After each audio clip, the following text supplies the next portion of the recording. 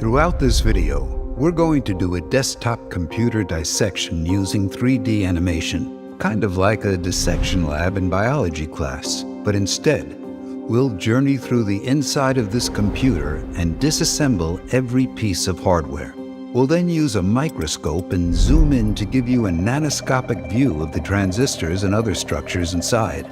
To make this video, we disassembled all the hardware inside a typical desktop computer. We desoldered and removed the components from each of the printed circuit boards and took thousands of pictures. Then, using these pictures, we meticulously 3D modeled every single component from the computer case down to the tiniest resistor. As a result, here's all the hardware that we'll explore throughout this video. It kind of looks like a crime scene where someone viciously destroyed a computer and arranged all the components. But anyways, let's dive right in. We'll begin this journey with the Central Processing Unit, or CPU, which is the brain of the computer. On top, we have the cover, called an integrated heat spreader, and inside is a smaller metal package that holds the integrated circuit, which is technically called a die. This die is mounted on a printed circuit board that distributes the 1200 connection points to landing pads that interface with the landing grid array on the motherboard.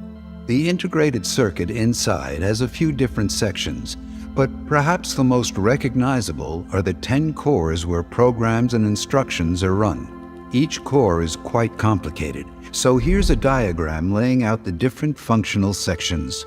There are dozens of rather complicated elements in this diagram, and you can look forward to a series of videos we're currently planning which will explore computer architecture and how each of these sections work. Let's zoom into a nanoscopic view of the integrated circuit so we can see individual transistors. These transistors are incredibly small, only a few nanometers wide, and in this die there are approximately 8 to 10 billion. On top of the transistors are multiple layers of metal wires, with vias rising vertically between the layers. Together, these transistors and wires create a multi-layer labyrinth or highway, resulting in a computer that can execute billions of operations every second. Let's now zoom out and look at other sections of the CPU. To the side of each core is the shared L3 memory cache and ring interconnect. On the far right is an integrated graphics processor which functions as a less powerful GPU. In the top left is the memory controller which sends data to and from the DRAM. And finally, on the far left is the system agent and platform I/O, which communicates with the chipset on the motherboard and manages the flow of data between many of the other components in your PC. So with that in mind, let's move on and look at the motherboard. This motherboard is a massive printed circuit board with thousands of wires running inside and a variety of microchips, components, sockets, ports, slots, headers, and connectors soldered to it. Perhaps the single most important and expensive component, aside from the bare PCB, is the chipset, which is this integrated circuit found underneath a heatsink down here, and is connected directly to the system agent section in the CPU. Here's a diagram illustrating how the CPU and chipset are connected to everything else.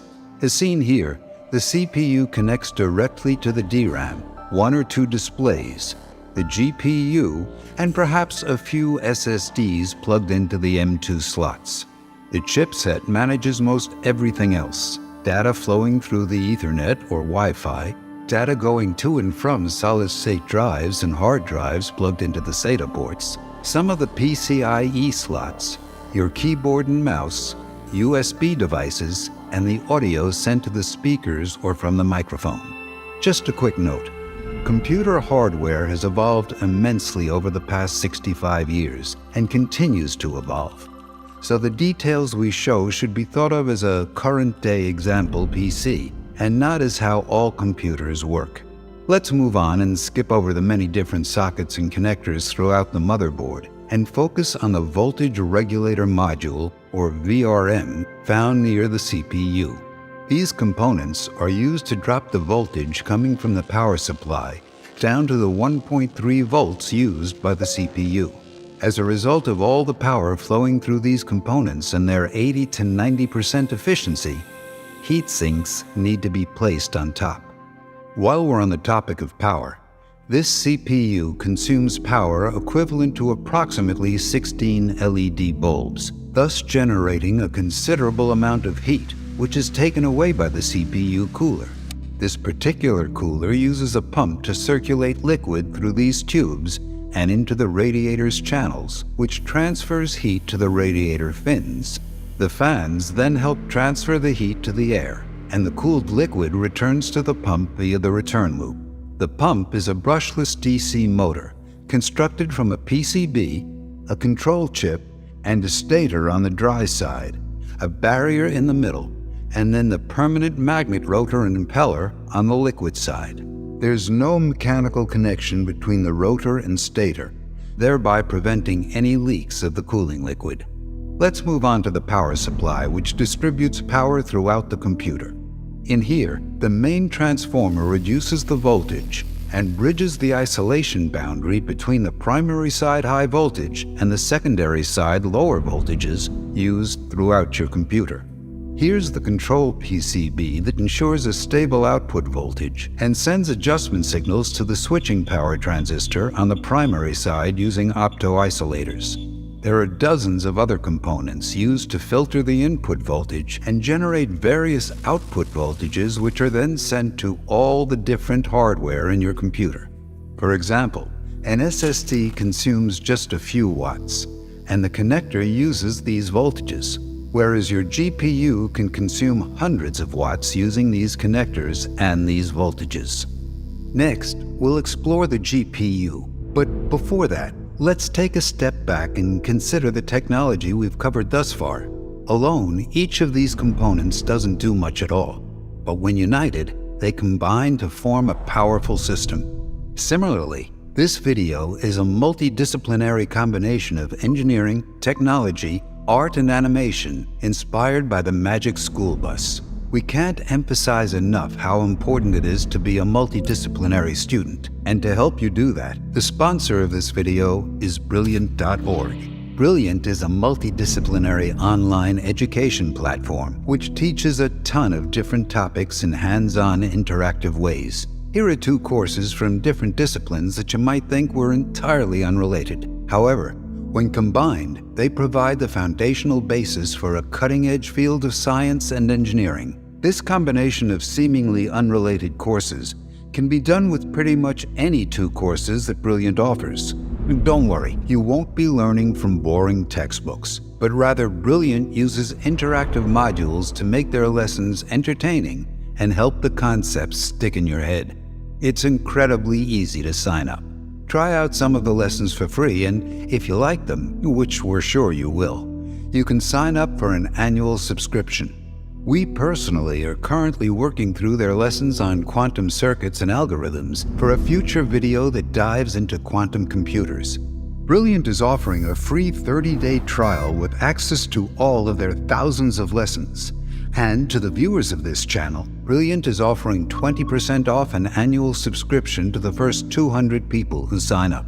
Just go to brilliant.org/brancheducation. The link is in the description below. Let's get back to dissecting this computer and move on to the graphics card and GPU, which is also the brain of the computer. Well, actually this analogy doesn't really work very well, but anyway. Opening the graphics card, we see another PCB with the GPU's integrated circuit in the center, VRAM chips all around, and the voltage regulator module on the side. Above the IC is a heatsink with a fan to dissipate heat, and on the side of the graphics card are HDMI and display ports, a PCIe interface, and then on the other side is the input power connector. Let's focus on the GPU integrated circuit, which, similar to the CPU, has more than 1,000 solder pads that connected to the PCB. Opening the packaging, we find the GPU die, which is noticeably different from the CPU. In here are approximately 11.8 billion transistors organized into 6 graphics processing clusters, totaling 28 streaming multiprocessors. Each streaming multiprocessor is composed of 128 cores, resulting in a total of 3,584 cores. Each core has sections for integer and floating point arithmetic, and sections for queuing in the operands and collecting the results, and is far simpler than a CPU core. Additionally, on the die is an L2 memory cache, shared among all the graphics processing clusters, a set of memory controllers that connect to the VRAM located around the processor, and a PCIe interface for connecting to the CPU. When we zoom in to see a nanoscopic view of the integrated circuit, we find something very similar to what we saw in the CPU, with the transistors on the bottom and a labyrinth of multiple layers of metal wires above. All these structures are manufactured in multi-billion-dollar semiconductor fabrication plants, or fabs, but that's a topic for a whole different video. So let's move on. GPUs and CPUs are similar in many ways. However, GPUs have thousands of cores that are limited to basic arithmetic, whereas CPUs have only a handful of cores that perform far more complicated operations. Additionally, CPUs have branch prediction and deep pipelines that optimize the execution of code. Here's a quick example of what GPUs can do. Take this image comprised of 16 million pixels, each with RGB values for each pixel. A simple way to brighten the image is to add 20 to each of these numbers. A CPU has 10 cores and thus performs arithmetic 10 numbers at a time, whereas GPUs distribute the data to thousands of cores, thus performing magnitudes more parallel processing. Let's close this graphics card and talk briefly about the 3D model. Note that this is a slightly older model graphics card because we buy most of our hardware as non-functioning parts from eBay, and then, as shown earlier, we tear them down rather destructively in order to accurately model everything. Additionally, sometimes components shown aren't compatible, such as this motherboard that says DDR4, while the DRAM is DDR5. That said, modeling and animating everything to make it feel like you're actually inside a computer took us around 500 hours, and we would greatly appreciate it if you could take a few seconds to hit that like button, subscribe if you haven't already, type up a quick comment below, and share this video with someone who will enjoy it. Also, we have a Patreon and would appreciate any support. We're planning more videos on computer architecture and other related topics and can't do it without your help. So thank you for doing these 4 quick things. It helps a ton. Let's move on and look at the DRAM, solid-state drives, and hard drives. We're not going to spend too long because we have an entire series of videos on solid-state drives and then separate videos covering DRAM and hard drives. But quickly, the CPU communicates directly with the DRAM through memory channels running inside the motherboard. Inside each of these 8 DRAM chips is an integrated circuit composed of 32 memory banks, each 8,192 columns wide by 65,536 rows tall. The DRAM temporarily stores data using capacitors and transistors called 1T 1C memory cells in 2D arrays that look like this. Data can be accessed within nanoseconds. However, among these 8 chips, only 16 gigabytes of data can be temporarily stored. Take a look at our 35-minute video on DRAM. But for now, let's move on to SSDs, which permanently store data in 3D arrays called 3D NAND. This array is 100 to 200 layers tall, 32 to 64,000 columns wide, and 32 to 64,000 rows deep. Additionally, within a single SSD chip such as this one, are multiple 3D NAND arrays stacked one on top of the other. As a result, a single microchip can store terabytes of data. However, reading or writing data takes 50 or so microseconds, which is 3,000 times slower than DRAM. Zooming in on a single SSD memory cell, we find a charge trap which stores different levels of charge, allowing for 3 bits of data to be more permanently saved. Looking at the NVMe and SATA SSD, Both have a few 3D NAND data storage chips, a DRAM chip for buffering and holding the data mapping table, and a controller chip. Let's move on and dissect the hard disk drive. Here we have a disk mounted to a spindle with a motor that rotates the disk at thousands of RPM. A read-write head moves across the disk in order to access a single track out of 500,000 other data tracks. Let's zoom in on the read-write head.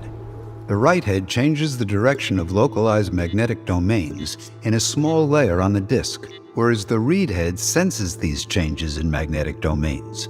This disk drive is even slower than the SSD, taking a few milliseconds to access, thus resulting in slower read and write times, but costing less per terabyte of storage. Thus far, we've covered all the hardware inside your computer. So, thanks for watching this far. And as a bonus, here's what it looks like inside a computer mouse with the scroll wheel up top, the infrared light, image sensor, and multiple lenses down here, and the battery and processor in the middle. For computer mice, we have separate dedicated videos exploring the image sensor and scroll wheel with incredible details. Additionally, here's what it looks like inside a basic keyboard, with plastic traces that carry electricity to each key, and when pressed, that key completes a circuit which is sensed by the processor up here. That's pretty much it for what it looks like inside your computer. We believe the future will require a strong emphasis on engineering education, and we're thankful to all our Patreon and YouTube membership sponsors for supporting this dream. If you want to support us on YouTube memberships or Patreon, you can find the links in the description. Also, thank you again to Brilliant for sponsoring this video. This is Branch Education, and we create 3D animations that dive deep into the technology that drives our modern world. Watch another Branch video by clicking one of these cards, or click here to subscribe. Thanks for watching to the end.